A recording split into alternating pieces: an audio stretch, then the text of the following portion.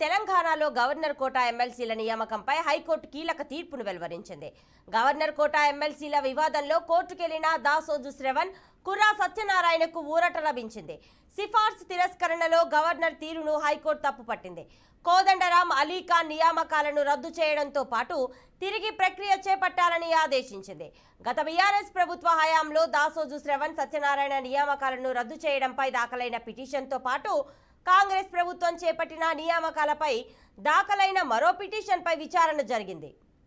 ఈ కేసులో ఇరువైపుల వాదనలు విన్న హైకోర్టు కొత్తగా ఎమ్మెల్సీల నియామకాలను చేపట్టాలని తీర్పునిచ్చింది. అలాగే కేబినెట్ నిర్ణయానికి గవర్నర్ కట్టుబడి ఉండాలని తెలిపింది. గత ప్రభుత్వ హయాంలో బీఆర్ఎస్ ప్రభుత్వం గవర్నర్ కోటా ఎమ్మెల్సీలుగా దాసోజు శ్రవణ్, కుర్రా సత్యనారాయణను ఎన్నుకుంది. వారికి రాజకీయంగా అనుభవం ఉందంటూ గవర్నర్ ప్రభుత్వ వినతిని తోసిపుచ్చింది. అయితే కాంగ్రెస్ ప్రభుత్వం ఏర్పడిన అనంతరం కోదండరాం రాజకీయ పార్టీ అధినేతగా ఉన్నారని, ఆయనను ఎలా ఎమ్మెల్సీగా ప్రకటిస్తారని దాసోజు శ్రవణ్ తమ వాదనలు వినిపించారు.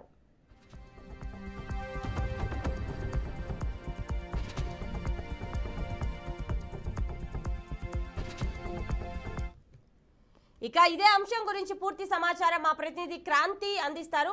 క్రాంతి. రైట్ ప్రతిభ, తెలంగాణ కాంగ్రెస్ ప్రభుత్వానికి అయితే హైకోర్టు చుక్కెదురు అయింది అనేసి చెప్పుకోవచ్చు. కాంగ్రెస్ ప్రభుత్వం చేపట్టిన గవర్నర్ కోటా కింద ఎమ్మెల్సీ నియామకులు హైకోర్టు కొట్టివేయడం అయితే జరిగినది.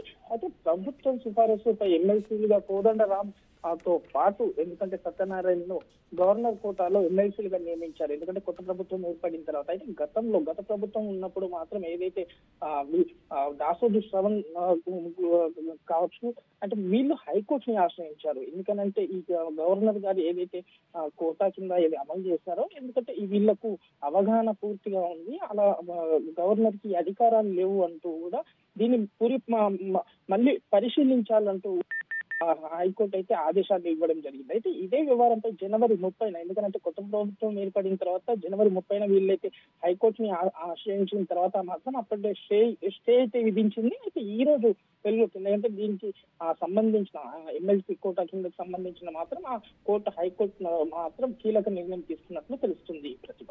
Right Kranti, thanks for the details.